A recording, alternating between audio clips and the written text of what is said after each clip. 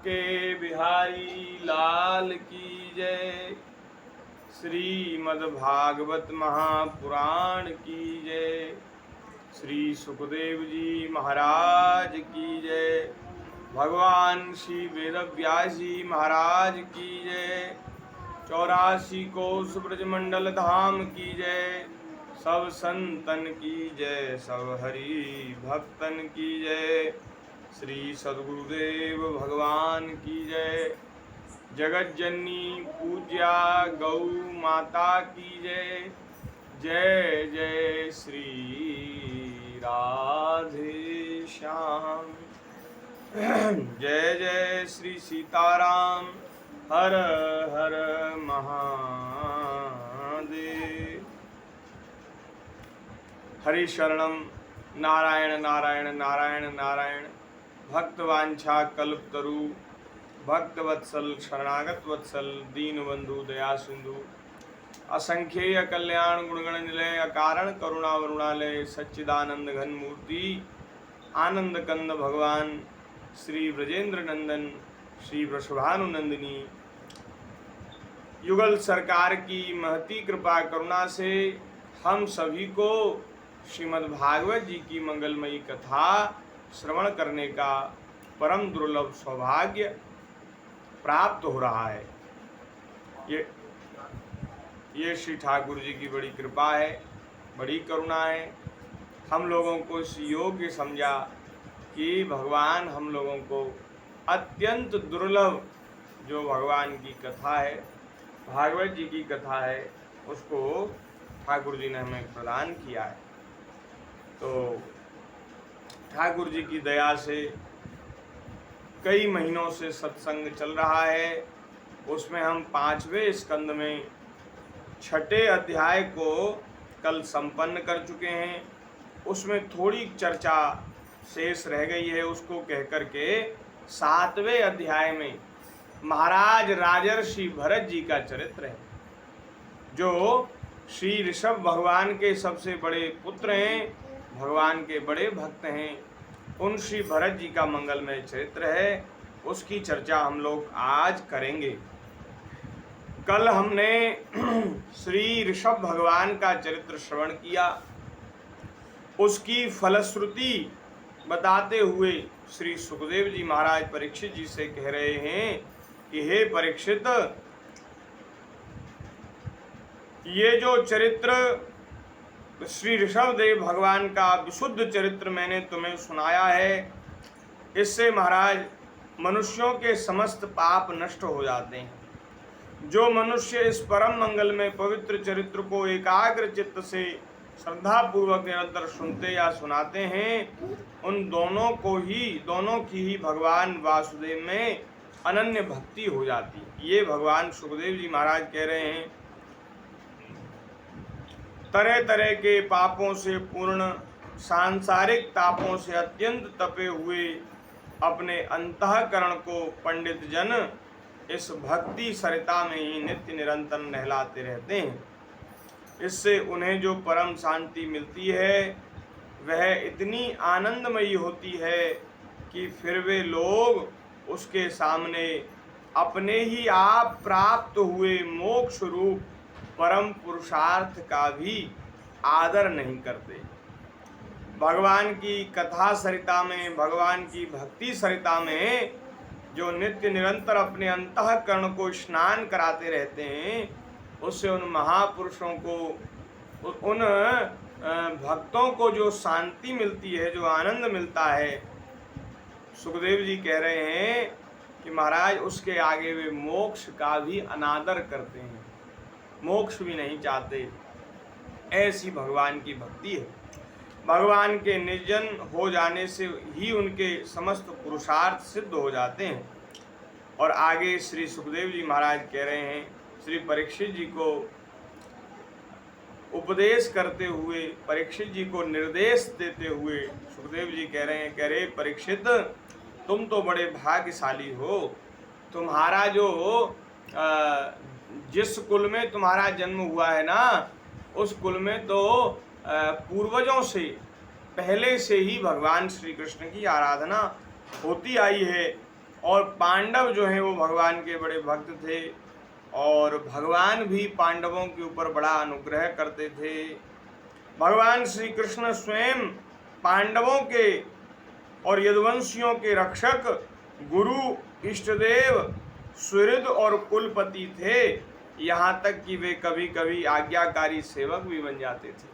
हाँ, भगवान यदुवंशियों के सेवक बन जाते, भगवान पांडवों के सेवक बन गए।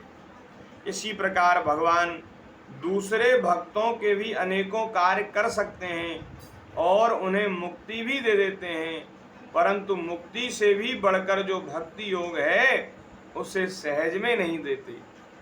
मुक्ति से भी अधिक ऊंचा भक्ति योग है और महाराज वह भक्ति योग परीक्षित तुम्हें प्राप्त हो गया है, क्योंकि भगवान वासुदेव, भगवान श्री कृष्ण के चरित्रों में तुम्हारी अनन्य प्रीति है। भगवान के चरित्रों में जिनका प्रेम हो जाता है, समझना चाहिए उनके हृदय में भक्ति महारानी प्रतिष्ठित हो गई। राजन पतिर्गुरुरलं भवतां यदूनां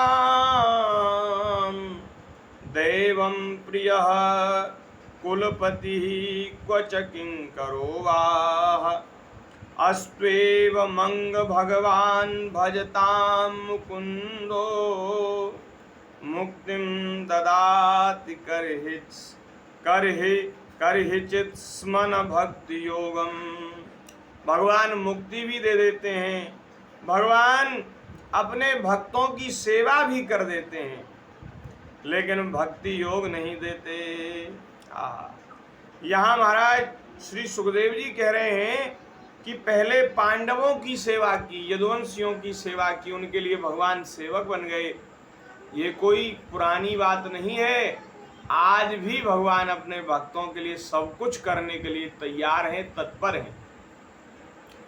भक्तमाल जी में अनेकों ऐसे चरित्र हैं जिसमें कलयुगी भक्तों के लिए ठाकुर जी ने बड़े बड़े कार्य किए। एक दिन तो हम नरसिंह जी का चरित्र सुना रहे थे। नरसिंह जी के बेटी के विवाह में ठाकुर जी स्वयं कन्यादान करने आए। महाराज कहाँ तक कहें, नामदेव जी के घर का छप्पर छान, जानते हैं आप क्या छप्पर छान किसे कहते हैं? तो गांव में पहले जब मिट्टी के घर होते थे, कच्चे घर, उसमें घास फूस की झोपड़ी ऊपर छाई जाती थी छत के रूप में। घास की डंडा पर, बांसों पर बनाकर घास फूस की झोपड़ी छाई जाती थी और उसमें महाराज लोग, वो छत का काम करती थी। हम सब लोग रहते थे पहले, हमारे पुरखा ऐसे ही रहते, हमने देखे हैं बचपन में। तो उसमें उसको महाराज कभी कभी अग्नि से वो जल भी जाते थे घर, वो लकड़ी के बने हुए, घास फूस के बने, वो अग्नि को बड़ी जल्दी पकड़ते। तो नामदेव जी का छप्पर, उनकी छान अग्नि में जल गई। अब महाराज एकदम निष्किंचन अकिंचन भक्त श्री नामदेव जी हैं, उनकी छान छाने के लिए स्वयं श्री पंडरीनाथ भगवान पधारे। श्री रुक्मिणी जी के साथ भगवान पधारे और आप सोचिए, अपने कोमल कर कमलों से ठाकुर जी ने घास फूस की इतनी बढ़िया, इतनी सुंदर छान बनाई कि महाराज पूरा गांव देखते रह गया। और देखो, भगवान छान छाएं, ये बड़ी अद्भुत विलक्षण बात है, क्योंकि जिनकी एक दृष्टि के एक इशारे से भगवान की जो आदि शक्ति, पराशक्ति है, माया, वो महाराज कोटि कोटि ब्रह्मांडों का सृजन संहार कर देती एक इशारे से। भगवान कुछ करना नहीं पड़ता, भगवान को केवल संकल्प करते हैं और संकल्प मात्र से ही माया महाराज अपने कार्य में लग जाती है। ब्रह्मा जी, शंकर जी हाथ जोड़कर जिनकी सेवा चाहते हैं, मांगते हैं, बड़े बड़े देवता जिनकी आज्ञा में रहते हैं, वे भगवान अपने एक भक्त के लिए, अकिंचन निष्किंचन भक्त के लिए महाराज उनके घर की छान छाएं, ये बहुत विलक्षण बात है। ये कोई सामान्य घटना नहीं है। ये असामान्य घटना, असाधारण घटना है। ठाकुर जी ऐसी कृपा करते हैं। और भी अनेकों चरित्र हैं। श्री नरसिंह जी के लिए भगवान उनकी बेटी के यहाँ छोचक के प्रसंग में उनके सेठ बनकर भगवान पधारे हैं। महाराज एक त्रिलोचन दास जी नाम के भक्त हुए, उनके यहाँ तो ठाकुर जी ने 1 वर्ष तक, साल भर तक अंतर्यामी के नाम से सेवक बनकर, नौकर बनकर उनके घर में झाड़ू बुहारू किया है। ठाकुर जी ने झाड़ू पोंछा किया। उनके घर में संत सेवा होती थी तो संतों की सेवा भगवान ने एक सेवक का, नौकर का रूप धारण करके की है। तो ऐसे चरित्र कलयुग में भी भगवान कर रहे हैं ऐसी लीला। तो सुखदेव जी कह रहे हैं सब कुछ भगवान दे देते हैं, सेवा भी कर देते हैं, लेकिन भक्ति योग नहीं देते। और वह जो भक्ति योग है वो तुम्हें प्राप्त हो गया है, इसलिए तुम बड़े भाग्यशाली हो। नित्यानुभूति निज लाभ निवृत्त तृष्णा श्रेयस्य तद रचनया चिरसुप्त बुद्धे लोकस्य यः करुणया भयमात्मलोक माख्यान नमो भगवते ऋषभाय तस्मै। अंतिम श्लोक है 6 अध्याय का। श्री सुखदेव जी महाराज कह रहे हैं, निरंतर विषय भोगों की अभिलाषा करने के कारण अपने वास्तविक श्रेय से चिरकाल तक बेसुध हुए लोगों को जिन्होंने करुणावश निर्भय आत्मलोक का उपदेश दिया और जो स्वयं निरंतर अनुभव होने वाले आत्मस्वरूप की प्राप्ति से सब प्रकार की तृष्णाओं से मुक्त थे, उन भगवान ऋषभदेव को नमस्कार है। हम सब लोग भगवान श्री ऋषभदेव जी को नमस्कार करते हैं। बोलिए श्री ऋषभदेव भगवान की जय। जय जय श्री राधे। आगे 7वें अध्याय में श्री सुखदेव जी महाराज कहते हैं कि राजन, जो ऋषभदेव भगवान के सबसे बड़े पुत्र श्री महाराज भरत हैं, वे राजा बने हैं। वे बड़े भगवत भक्त हैं और उनको ऋषभ जी ने पृथ्वी की रक्षा करने के लिए नियुक्त किया है। वे अपने पिता की आज्ञा में स्थित रहकर अपनी प्रजा का पुत्र के समान पालन करते हुए, भगवान की भक्ति करते हुए अपना समय व्यतीत कर रहे हैं। उन्होंने महाराज विश्वरूप की कन्या पंचजनी से विवाह किया है। उससे उनके 5 पुत्र हुए हैं। उनके नाम हैं सुमति, राष्ट्रभृत, सुदर्शन, आवरण और धूम्रकेतु, जो महाराज गुणों में उन्हीं के समान थे, अपने पिता के समान थे। इस वर्ष को, जिसका नाम पहले अजनाब वर्ष था, हमारे देश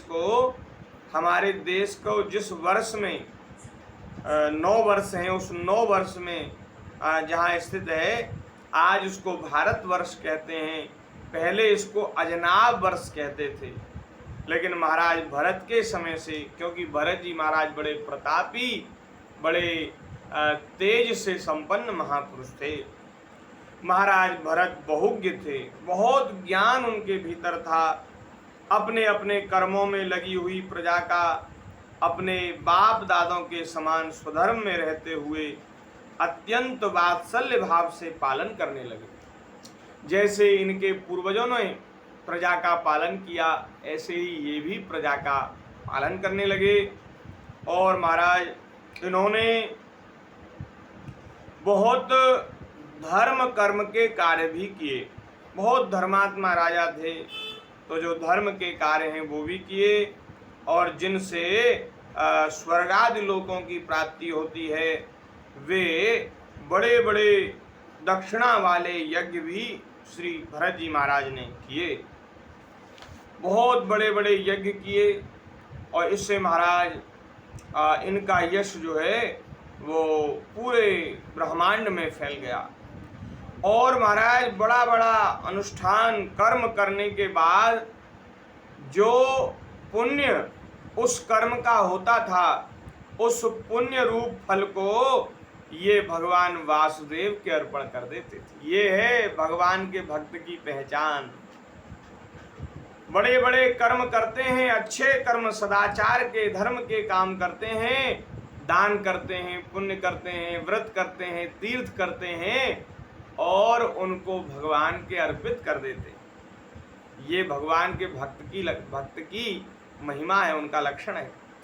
वस्तुतः वे परब्रह्म ही इंद्रादि समस्त देवताओं के प्रकाशक, सभी देवताओं को प्रकाश देने वाले, सभी देवताओं को शक्ति देने वाले भगवान श्री नारायण ही हैं, श्री कृष्ण ही हैं। सभी मंत्रों के वास्तविक प्रतिपाद्य तत्व भगवान हैं और उन देवताओं के भी नियामक भगवान हैं। प्रधान देव भगवान हैं, इसलिए हम जो कुछ करें वो भगवान की प्रसन्नता के लिए करें। ठाकुर जी हमारे ऊपर प्रसन्न हो गए। प्रधानमंत्री अगर राजी हो जाए तो फिर जो छोटे मोटे पार्षद, प्रधान और जो विधायक, मंत्री, संतरी होते हैं उनको फिर अलग से प्रसन्न करने की जरूरत नहीं। भाई हमारा मालिक हमारे ऊपर, हमारा मालिक इनके ऊपर प्रसन्न है तो फिर हमारी तो बात ही क्या है। इसलिए सब देवता उनके ऊपर प्रसन्न हो जाते हैं जिनके ऊपर भगवान श्री नारायण प्रसन्न हो जाते। इसलिए हम सब लोग जो कुछ करें भगवान की प्रसन्नता के लिए करें, भगवान के चरणों में समर्पित कर दें कि ये जो कर्म हुआ ये भगवान के चरणों में अर्पित करते हुए वह यही मांगते हैं कि भगवान हमारे ऊपर प्रसन्न हो, ठाकुर जी प्रसन्न हो। तो महाराज ऐसे भगवत अर्पण बुद्धि से, कुशलता से आपने कर्म किए, उसका परिणाम क्या हुआ? उसका परिणाम क्या होगा? उसका परिणाम ये हुआ कि हृदय के राग द्वेष आदि जो मल हैं वे सब नष्ट हो गए और हृदय एकदम स्वच्छ हो गया, साफ हो गया। और महाराज वहाँ भगवान का स्वरूप विराजमान हो गया। श्री ठाकुर जी वहाँ विराजमान हो गए। और जहाँ भगवान विराजमान हो जाते हैं जिस हृदय में, उस हृदय में फिर महाराज काम, क्रोध, लोभ, मद, मोह ये सब शत्रु वैरी नहीं रहते और फिर भगवान के ही सुंदर स्वरूप का श्री भरत जी महाराज ध्यान करने लगे। कैसा भगवान का स्वरूप है। कर्म की शुद्धि से उनका अंतःकरण शुद्ध हो गया और हृदय में भगवान विराजमान हो गए, भगवान का ध्यान करने लगे। भगवान वासुदेव जो श्री वत्स, कौस्तुभ, वनमाला, चक्र, शंख, गदा आदि अपने आयुधों से सुशोभित हैं तथा नारद आदि निज जनों के हृदयों में चित्र के समान निश्चल भाव से रहते हैं, दिन दिन उन भगवान का स्मरण करने से, ध्यान करने से श्री भरत जी महाराज के हृदय में भक्ति महारानी प्रकट हो गई और वे दिन प्रतिदिन बढ़ने लगी। प्रेम का एक स्वभाव है कि ये निरंतर वर्धमान होता है। प्रेम कभी घटता नहीं, प्रेम हमेशा बढ़ता है। भैया जो घटे बढ़े वो प्रेम नहीं। आज बढ़ गया, कल कम हो गया, परसों बिल्कुल नहीं रहा, ये प्रेम नहीं। ये तो हृदय की मलिन वासना है। प्रेम तो महाराज एक बार हो जाता है तो फिर वहाँ निरंतर बढ़ता है, निरंतर वर्धमानम। और कैसा है प्रेम? बोले मूक आस्वादनवत। ये जैसे गूंगे को स्वाद आ जाए, गूंगे को जैसे कोई बढ़िया वस्तु का स्वाद आ जाए, उससे पूछो कि भैया कैसी लगी, तो वो क्या बताए, वो तो गूंगा है, बोल ही नहीं सकता। तो ये मूका स्वादनवत है। भगवत भक्ति, भगवत प्रेम ये निरंतर वर्धमान मूका स्वादनवत है। भैया किसी को मिठाई खिला दो, अब वो बोल सकता नहीं तो क्या बताए, वो नहीं बता सकता। तो उनके हृदय में निरंतर बढ़ने वाली भक्ति महारानी प्रकट हो गई। अब तो महाराज जब भक्ति महारानी जिन भाग्यशाली जनों के हृदय में प्रकट होती है ना, तो उन्हें कंचन में और मिट्टी में फिर अंतर नहीं दिखाई देता। उनके लिए सोना भी मिट्टी हो जाता है और मिट्टी भी सोना हो जाती है। ये जो संसार का जो सारा ये प्रपंच है, नाटक है, उनके लिए मिथ्या हो जाता है। फिर उनका कहीं न राग रहता न द्वेष रहता। इसलिए आपने धर्म पूर्वक कर्तव्य का पालन किया, प्रजा का पालन किया। और जब ये बात समझा, ये बात इनके ध्यान में आई कि अब भाई संसार में रहते रहते, विषयों का अनुभव करते करते बहुत लंबा समय, लंबी आयु मेरी बीत गई है। अब मुझे अपने परलोक के निर्माण के लिए, जिससे मेरा परलोक सिद्ध हो, परलोक बने, उसके लिए मुझे करना चाहिए, कुछ करना चाहिए। तो क्या करना चाहिए? इन्होंने महाराज धन संपत्ति से भरे पूरे साम्राज्य का तिनके के समान त्याग कर दिया, अपनी स्त्री, अपने पुत्रों का त्याग कर दिया, और महाराज विरक्त होकर, सन्यासी होकर, पिताजी के पद चिन्हों का अनुसरण करते हुए आपने ग्रह त्याग किया और आप पहुँचे श्री गंडकी नदी के तट पर। श्री गंडकी नदी, जो हमें ऐसा अनुमान है कि ये नेपाल में बहती हैं, गंडकी नदी, जिनको चक्र नदी भी कहते हैं, क्योंकि गंडकी नदी की जो शिलाएं हैं उन पे चक्र का चिन्ह बना होता है, जिनको शालिग्राम भगवान कहते हैं। वे जो गंडकी की शिलाएं हैं ना, काली काली शिलाएं जिन पर चक्र अंकित है, वे सब श्री शालिग्राम भगवान का स्वरूप हैं। तो जहाँ शालिग्राम भगवान नदी के जल में, महाराज जैसे भगवान श्री नारायण शेष सैया पर क्षीर समुद्र में शयन करते हैं, ऐसे ही शालिग्राम भगवान गंडकी के गर्भ में शयन करते। तो वहाँ गंडकी के तट पर शालिग्राम शिलाओं से जो बड़ा पवित्र हो रहा है जल, वहाँ जल, उस जल के निकट आपने सुंदर एक जगह कुटिया बनाई और वहाँ कुटिया में रहकर आप भगवान के अर्चन वंदन, भगवान के स्मरण में, ध्यान में, भजन में आप लग गए।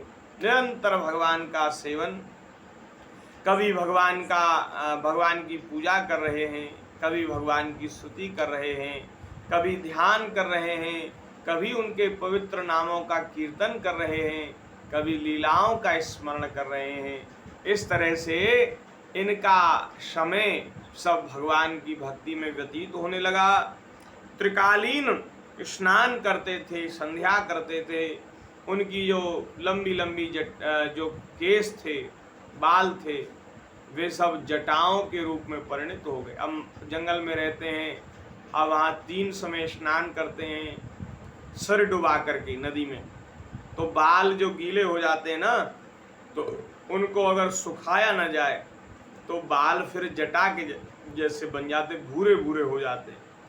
तो आपके जो बाल थे वो सब जटाएं हो गए और उन जटाओं का जूड़ा आप बांध लेते थे। ऐसा लगता था कि कोई बड़े ऋषि जंगल में तप कर रहे हैं। तो ऐसे महाराज सूर्य के समान तेजस्वी श्री भरत जी महाराज भगवान नारायण की आराधना करते और वे इस प्रकार कहते। ये 7वें अध्याय का अंतिम श्लोक है, श्री भरत चरित्र का अंतिम श्लोक है। श्री भरत जी महाराज भगवान की स्तुति करते हुए कहते, क्या कहते? परो रजः सवितुर्जात वेदो देवस्य भर्गो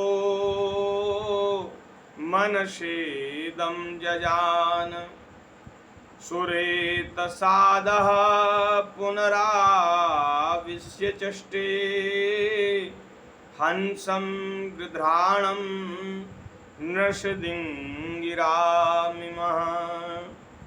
भगवान सूर्य का कर्म फलदायक तेज प्रकृति से परे है। उसी ने संकल्प द्वारा इस जगत की उत्पत्ति की है। फिर वही अंतर्यामी रूप से इसमें प्रविष्ट होकर अपनी चित्त शक्ति द्वारा विषय लोलुप जीवों की रक्षा करता है, हम उसी बुद्धि प्रवर्तक तेज की शरण लेते हैं। ये जो सूर्य भगवान का तेज है ना, ये भगवान का ही स्वरूप है, और सूर्य नारायण भगवान तो साक्षात भगवान ही है। तो सूर्य नारायण भगवान की ओर देखकर, उनके प्रकाश की ओर देख कर के भी आपको भगवान की मधुर मंगलमयी झांकी का दर्शन होता, और उसको फिर कहते कि तेज ही हमारे भगवान श्री हरि का, नारायण का स्वरूप है, क्योंकि भगवान भी तो बड़े तेज से संपन्न हैं। तो हम इस तेज की शरण लेते हैं। इस प्रकार भरत जी महाराज वन में रहकर खूब भगवान का भजन कर रहे, स्मरण कर रहे, आराधन कर रहे हैं। लेकिन महाराज उसी समय एक दिन क्या हुआ कि आप गंडकी नदी के तट पर नित्य नैमित्तिक कृत्यों को कर रहे थे, स्नान करने के बाद संध्या आदि कृत्य कर रहे थे। उसी समय आपने क्या देखा कि एक गर्भवती हिरनी नदी में जल पीने के लिए आई है। तो वो जल पी रही थी, उसी समय महाराज एक सिंह ने दहाड़ लगाई। सिंह की दहाड़ सुनकर वो हिरनी व्याकुल हो गई, भयभीत हो गई, और महाराज उसने गंडकी नदी को पार करने के लिए बड़ी जोर से छलांग लगाई।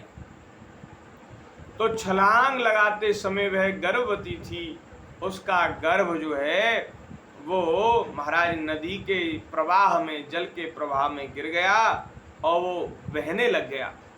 और इधर महाराज असमय में ही उसका प्रसव हो गया, और डरी हुई थी, भयभीत थी बेचारी, उस तट पर जाकर के चोट खा गई, और थोड़े समय में ही वो तड़प करके वहाँ मर गई, उसका प्राणांत हो गया।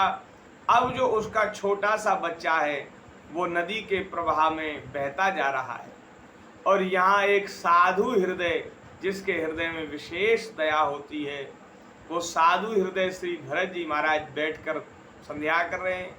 अब ये सब संध्या और सब जब भूल गए, और ये तुरंत खड़े हुए और नदी के प्रवाह में जाकर के उस बच्चे को, हिरण के बच्चे को आपने पकड़ा, उसको सुरक्षित किया, और महाराज उसको देखा कि ये जीवित है, तो आप उसको अपने आश्रम में, अपनी कुटिया में ले आए, क्योंकि आपको भय था कि कहीं मैं इसको छोड़ दूंगा यहीं जंगल में तो कोई हिंसक जीव इसको खा जाएगा, क्योंकि छोटा है, अबोध है, इसकी माँ भी इसके साथ नहीं है, इसके कोई सगे संबंधी साथ नहीं है, इसके प्राणों की रक्षा कैसे होगी। तो देखो कहीं कहीं ज़्यादा दया भी महाराज बंधन का कारण बन जाती है। दया बहुत अच्छा गुण है। दया सर्वभूतेषु, ये संतों का तो विशेष गुण है, सभी प्राणियों पर दया। लेकिन भैया दया करने से भी कभी कभी बंधन हो जाता है। क्या बंधन हो जाता है? श्री भरत जी महाराज ने तो दया के वश होकर उस हिरण के बच्चे को बचाया, उसको सुरक्षित करने के भाव से आप अपनी कुटिया में लेके आए।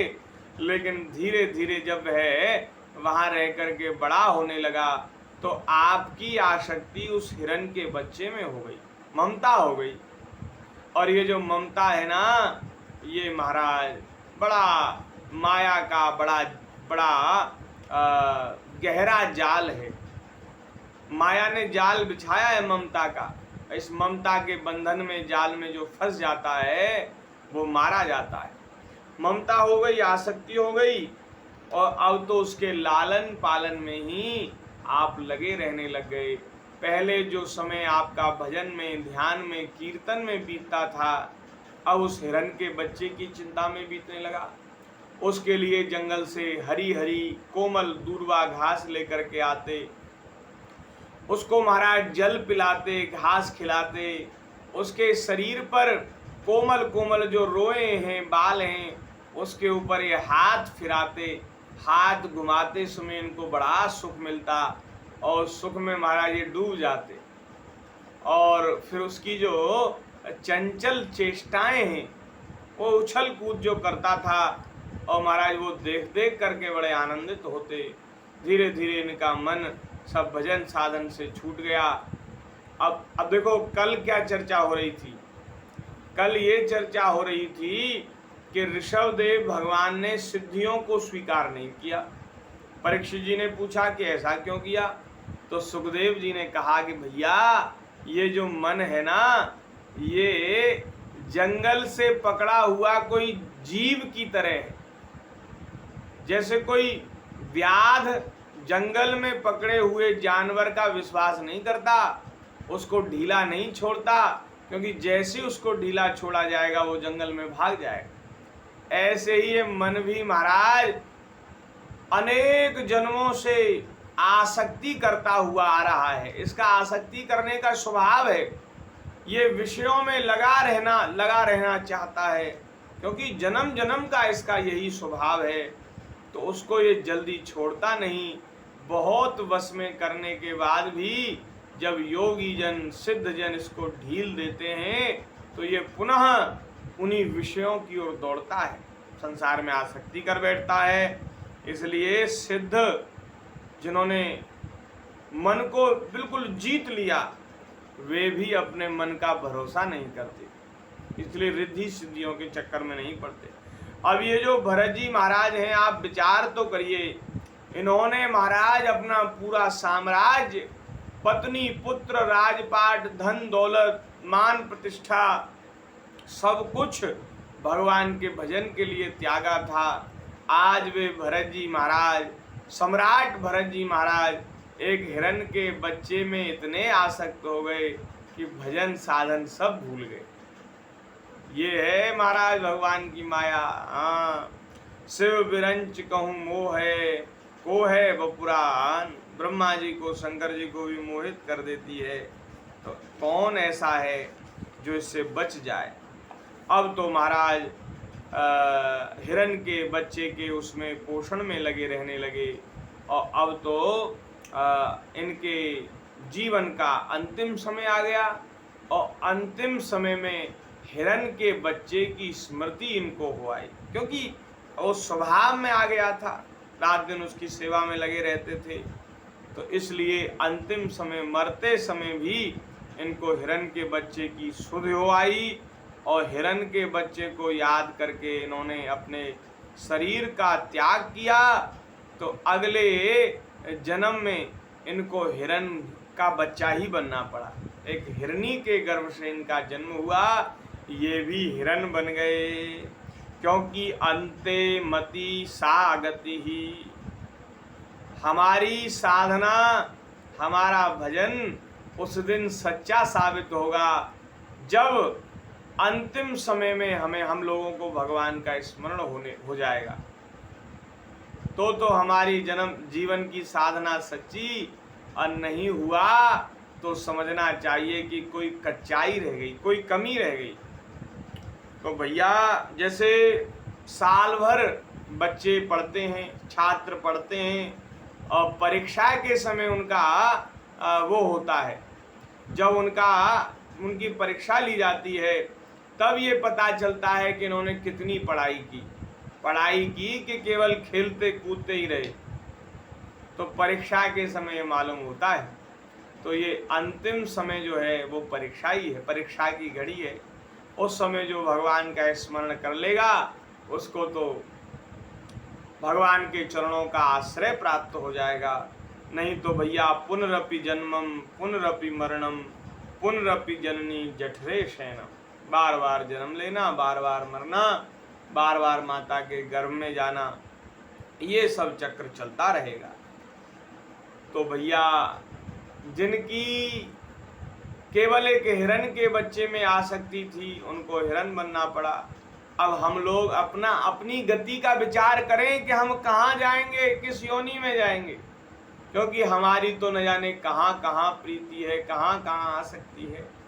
गोस्वामी जी ने एक दोहे में कहा कि अरे भैया वो भरत जी तो बड़े भजनानंदी थे, त्यागी तपस्वी थे, लेकिन एक हिरण में आसक्ति होने के कारण हिरण बनना पड़ा। तो तुलसी उनकी क्या गति, जिनके नाना नेह, जिनके अनेकों नेह हैं, अनेकों प्रेम हैं, जिनको संसार में अनेक जगह जिनकी आसक्ति है, उनकी क्या गति होगी। इसलिए हम लोगों को विचार करना चाहिए। और भैया, संसार प्रेम करने योग्य नहीं है, संसार आसक्ति करने योग्य नहीं है। प्रेम करने योग्य तो केवल परमात्मा ही है, क्योंकि वे ही प्रेम का निर्वाह अंतिम क्षण तक करते हैं। संसार के लोग तो महाराज सब यहाँ स्वार्थ का संबंध है, स्वार्थ का प्रेम है। और कोई कहीं सच्चा प्रेम भी करता हो तो भैया वह प्रेम भी कितने दिनों का है, कितने दिन रहना है यहाँ, बहुत कम समय रहना है। इसलिए संसार में अपने प्रेम का प्रसार नहीं करना, जगह जगह प्रेम नहीं करना, ठाकुर जी में प्रेम करना। तो हिरन बनना पड़ा और हिरन बने। लेकिन एक विलक्षण बात ये हुई कि इनको अपने पूर्व जन्म की स्मृति थी। इनको याद था कि मैं पूर्व जन्म में कौन था, तो मेरी ये गति कैसे हुई, मेरी दुर्गति कैसे हुई, इस नारकीय योनि में मुझे क्यों पड़ना पड़ा। जब इन्होंने विचार किया तो समझ में आया कि मैं तो ठीक ठीक साधन की पद्धति से भजन कर रहा था, सही मार्ग पर चल रहा था, लेकिन हिरन के बच्चे में आसक्ति होने के कारण मैं हिरन बन गया। अब इन्होंने महाराज अपने कान में अंटा लगाया।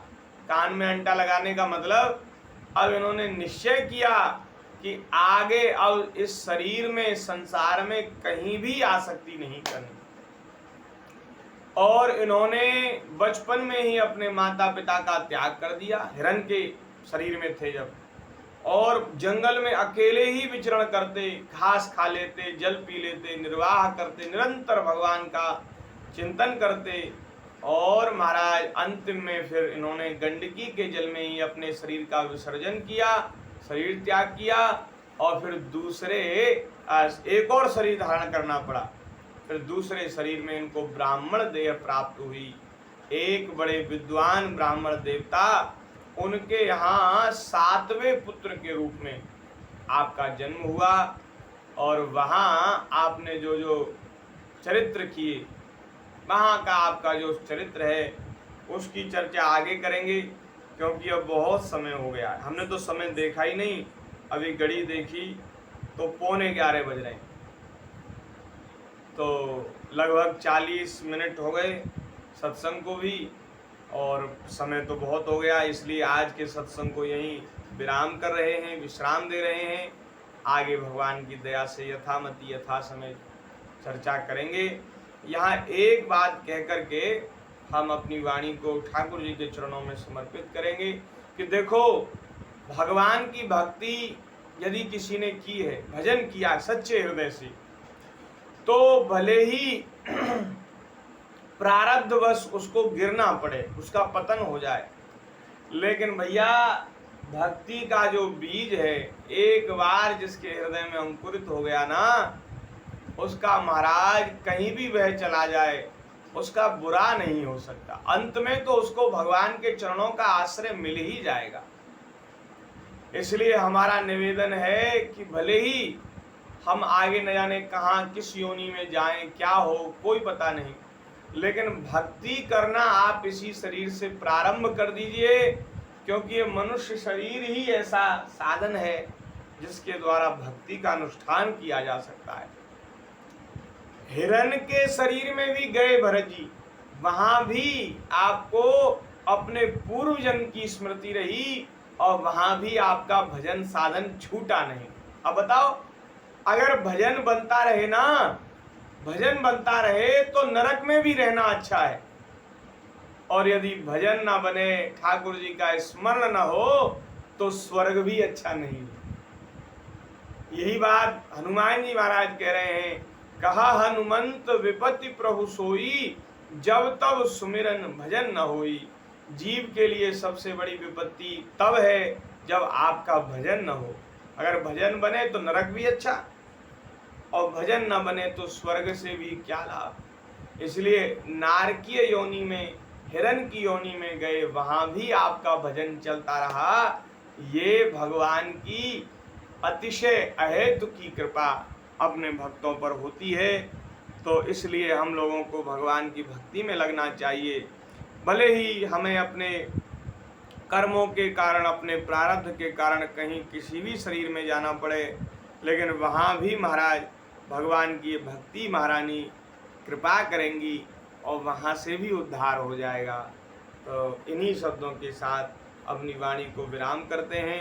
1 मिनट भगवान के नाम का कीर्तन करेंगे। हरि शरणम हरि शरणम हरि शरणम हरि शरणम। सभी गाइए। हरि शरणम हरि शरणम हरि शरणम हरि शरणम हरि शरणम हरि शरणम हरि शरणम हरि शरणम हरि शरणम हरि शरणम हरि शरणम